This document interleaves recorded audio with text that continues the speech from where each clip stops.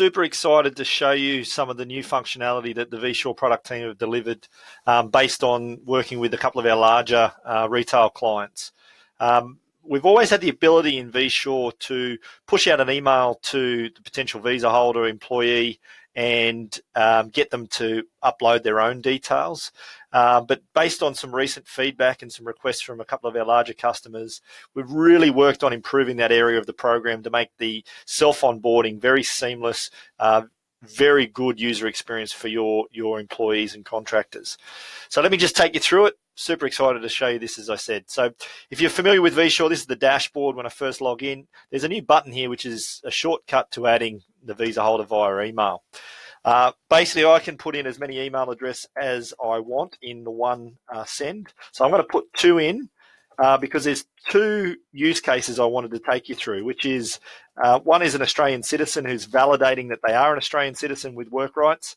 The other one is a foreign worker who's going to upload their passport or IMI card details so that you can validate that through the Vivo service automatically through vSure, of course, and basically validate their work rights. So I'm putting in 2 email addresses. I hit add, basically confirming, yep, I do want to proceed.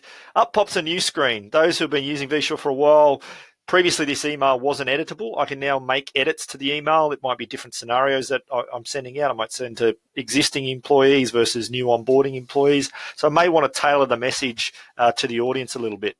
When I hit save, it's going to push out those emails. There's going to be 2 emails go out, and I'll receive 2 emails in a moment, and effectively take those employees through a nice, seamless onboarding experience. There's those emails coming through. So let me just jump over to my Outlook. We'll see that email in here. Basically, I'm just going to grab that. Normally, I just click on the link. I just want to show you in a mobile optimized view. So first thing, I'm going to put a white background on, and then I'm going to grab a window that looks something like a mobile phone. So it's about the same size as if I was doing this on a mobile. So you can just see that experience.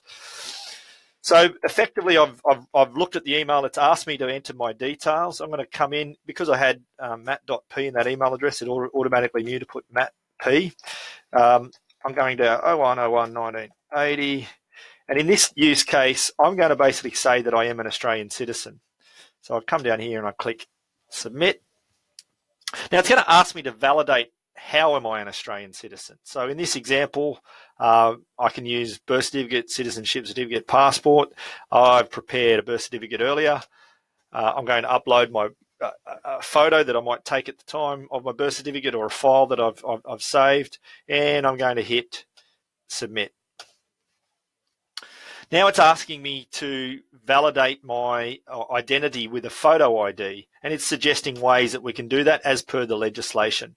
I'm going to click on the link, and I'm going to use my New South Wales car license in this example. And then once they've got that, I'm going to hit submit.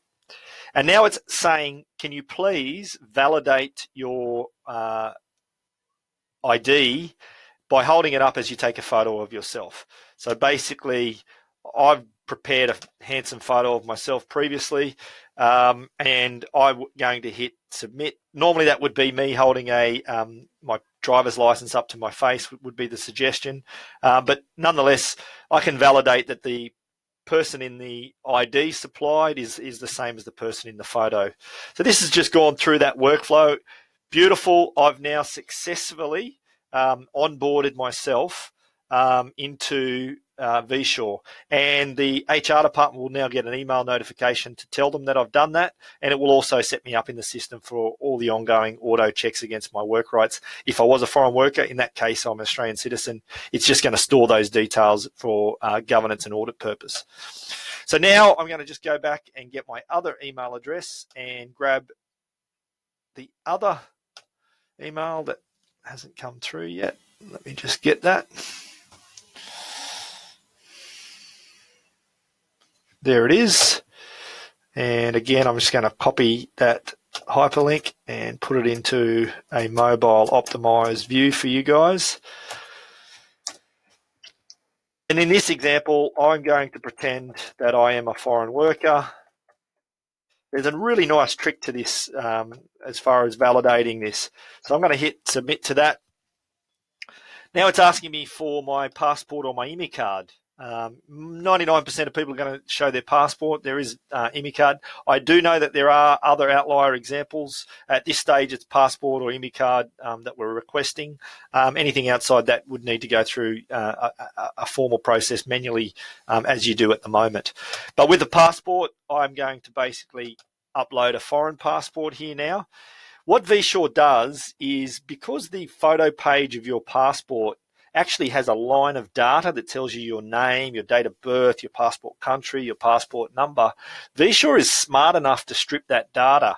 And regardless of the name I put on the first step in this process, you see what happens here is it's actually gone and got the name off the passport. So there's no tricking vSure as to who you are.